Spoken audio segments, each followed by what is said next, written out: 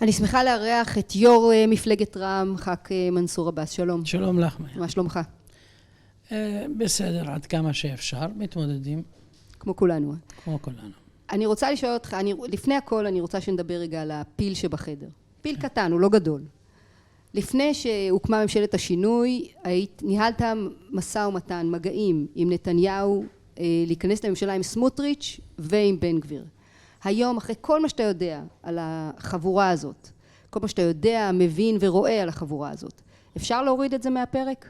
אני מזכיר לך, לפני כן גם המלצנו פעמיים על בני גנץ כדי שיוכל להקים ממשלה. ואז היה התהליך כחלק מהרצון להביע עמדה עקרונית, שאנחנו יכולים לעבוד עם כל חלקי החברה הישראלית, ולקיים שותפות שתביא שינוי הדדי וטיפול בבעיות העומק של החברה הערבית. זה ברמה העקרונית עדיין קיים, אבל ברמה הפוליטית להגיד לך שזה ריאלי היום, מהלך כזה, אני לא חושב שהוא קיים. אז הורדנו את הפיל שבחדר, בואו ניכנס רגע ונצלול לרעיון. 4 ימים בלבד אחרי 7 באוקטובר, בן גביר הלך לסדרות נדמה לי, עשה שם מסיבת עיתונאים, והכריז, הזהיר מפני שומר חומות 2.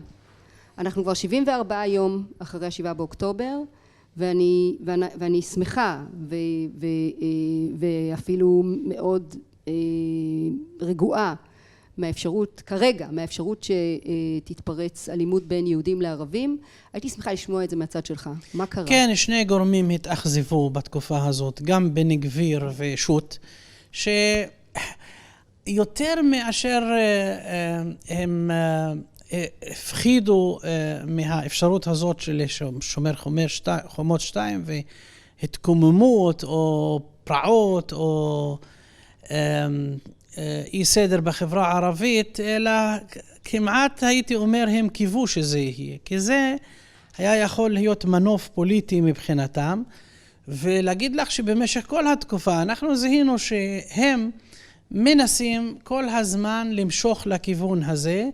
לשמחתי, החברה הערבית גילתה התבגרות והתנהלה בצורה אחראית כאזרחים. המחויבות האזרחית שלהם הייתה בראש סדר העדיפות, ועדיין אנחנו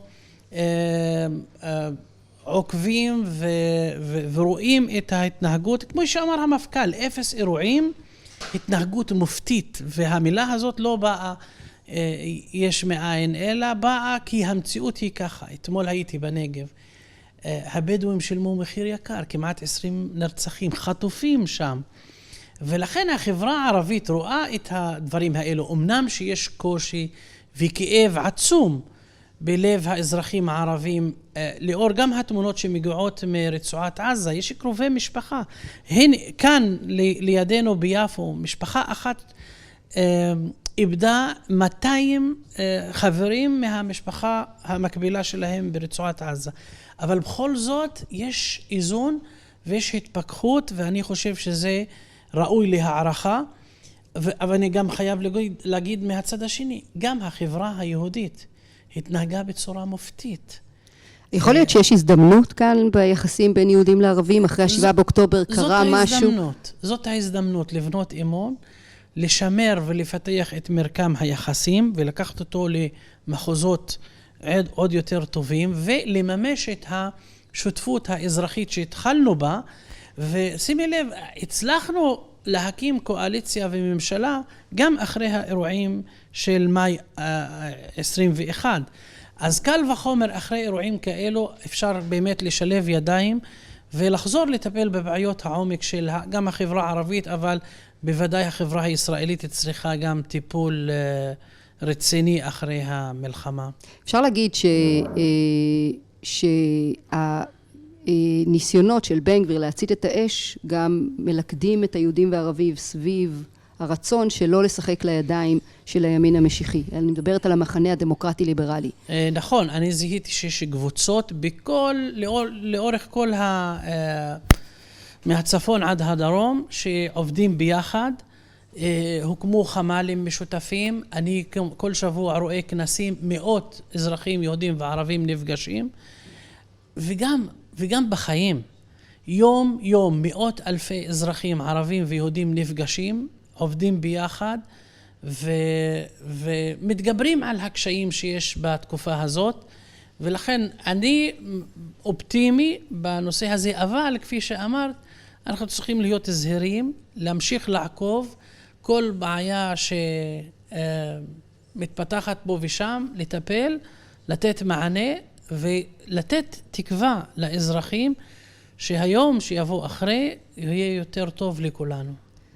כן, וצריך במיוחד לעקוב אחרי כל סוגיית החימוש של ציבור הימין בישראל. לדעתי בסופו של דבר תקום, לא צריכה לקום, ועדת חקירה, כי לכאורה המיליציות האלו שכבר מתחילים אנחנו לראות את הסימנים שלהם, זה מנוגד לעיקרון של המדינה, ונוגס בריבונות שלה ובמשילות, וזה מאוד מסוכן גם ברמה החברתית, למשפחות, בבית וכו', וגם ברמה בין יהודים וערבים. זה דגל אדום שצריך להרים אותו. בוודאי.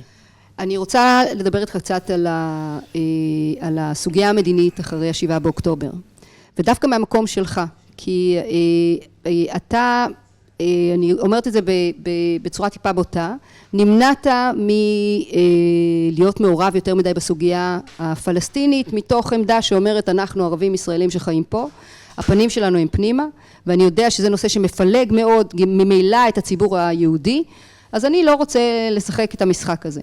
השאלה אם עכשיו אחרי 7 באוקטובר עמדתך השתנתה. אוקיי, שני דברים. קודם כל, אני נשאר צמוד לאג'נדה האזרחית, לקדם את התהליך הזה של שותפות אזרחית, השתלבות, ובעיקר מתן מענה לבעיות העומק של החברה הערבית. אנחנו ביום שאחרי נמשיך או נחזור להרגיש בעוצמה יתרה את ארגוני הפשע בחברה הערבית. הם פועלים כרגע. מאז, בחודשיים האחרונים, כמעט 40 אזרחים נרצחו. אנחנו לא שמים לב כי כולנו עסוקים באירוע הגדול הזה, אבל זאת אחת הבעיות שקיימת, והיא מצביעה על המון בעיות עומק בכל מיני תחומים. בעצם היא סימפטום של משברים בחינוך, ברווחה, בתעסוקה, בתעשייה, ובכל מקומות עבודה וכו' וכו'.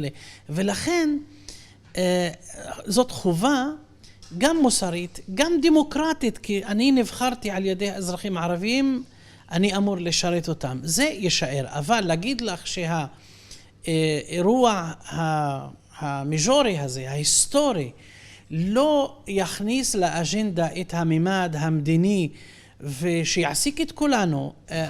לצערי, במיוחד בנימין נתניהו, מאז 2009, ששם היה השיא בשיחות בין אבו מאזן ואולמרט, וכמעט חתמו על הסכם, הוא הצליח במשך 10 וחצי להשתיק לחלוטין את הנושא המדיני. כל מערכת בחירות היינו מדברים על כל דבר חוץ מהנושא המדיני, והתוצאה, המחדל שאנחנו נמצאים בו, אם היה מתקיים דיון, מה המצב, לאן אנחנו פונים ומתעמתים עם השאלה הזאת ועם האתגר הזה, יכול להיות שלא היינו מגיעים לכאן, ולכן הסוגיה המדינית חייבת להעסיק את כולנו, אבל אני אבוא לדיון בסוגיה הזאת לא מעמדה דוגמטית שרגילים אליה למשל חברי כנסת ערבים. אני רוצה להציג עמדה שאומרת, אנחנו האזרחים הערבים, הפלסטינאים, אזרחי מדינת ישראל יכולים לראות את התמונה, לא רק לראות, להרגיש את התמונה השלמה משני הצדדים, ברמת הפחדים, החשדנות, התקוות, החלומות של שני הצדדים, ולדעתי תפקידי כמנהיג בחברה הערבית, תפקיד החברה הערבית, לנסות לשקף את המציאות הזאת, לחזק את ההיכרות של כל צד עם הצד השני, ולנסות להיות לא גשר. אנחנו כנראה שצריכים לבנות גשרים לשלום, אחרי ההרס הכמעט מוחלט שחווינו בחודשיים האחרונים. אני טיפה אקשה לך בכל זאת, כי לא יותר מדי. לא יותר מדי. אבל נתניהו עכשיו פתח בקמפיין, זאת אומרת, גם אחרי 7 באוקטובר, שברור שצריך להיות כאן איזשהו לקח מדיני ביטחוני ביחס לפתרון בעזה. קמפיין שאומר לא חמאסטן ולא פתחסטן, עכשיו התוספת זה פתחסטן בעזה. אבל אני רוצה כאן לשאול אותך שאלה מדינית לגבי התפיסה של הרשות הפלסטינית. האם אתה חושב שהרשות הפלסטינית יכולה לתפוס את המקום שלה בעזה, צריכה לתפוס את המקום שלה בעזה? אוקיי, לדעתי בנימין נתניהו לא מתכוון לחמאסטן ולא לפתחסטן, כי הוא בסופו של דבר... מתכוון לבייס. כן, הוא הקונספציה שלו שטוב שתהיה חמאסטן, ותוך שתהיה פתחסטן ברמאללה, כי זה מוריד מסדר היום את הנושא של מדינה פלסטינית. אתה אומר פה משהו נורא מעניין, אתה אומר שהוא מזהיר מפני זה, אבל הוא בעצם יוצר את זה. בדיוק, הוא בעצם, אנחנו ידענו את זה ושמענו את זה, ואפילו מעבר לבנימין נתניהו, סמוטריץ' אמר, חמאסטן במובן הזה היא נכס, כי מבחינתם היעד לא להקים מדינה פלסטינית שתיתן אפשרות לפלסטינים לממש את ההגדרה העצמית שלהם, ותאפשר למדינת ישראל גם לחיות בשלום, בביטחון, כמדינה יהודית ודמוקרטית איך שהיא קמה ורוצה להמשיך. אלו שני היעדים של הפלסטינים ושל היהודים בישראל. בנימין נתניהו לא רוצה את זה. שיגיד לנו מה הוא רוצה.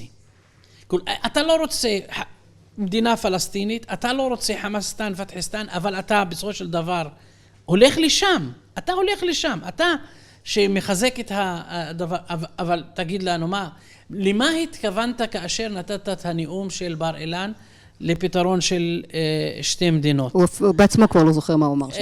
כן, לכן קשה לקחת אותו ברצינות. אני חושב שהוא מכוון לבייס שלו, הוא מארגן לעצמו את הקמפיין, והוא בוחר יכול להיות פינה נוחה יחסית, כי בתקופה הזאת, בקושי שיש, בכאב, בטראומה שיש לאזרחים כאן, זה לא פופולרי עכשיו לדבר על מדינה פלסטינית. אפילו אנשים שתומכים בפתרון של מדינה שתי מדינות למעשה, לא רק מדינה פלסטינית, אלא שתי מדינות. אפילו, הם לא ששים לשם לדבר על זה. הם מתמודדים עם האתגר של היום ומחר, ולכן אני חושב עדיין לא הפקנו את הלקחים מהאירוע ההיסטורי, הכואב, שהיה ב7 לאוקטובר ובעקבותיו. שאתה אומר, אנחנו לא הפקנו... ועדיין הדיון שטחי ביותר, רדוד ביותר, לא מתעמקים בשאלות היסוד.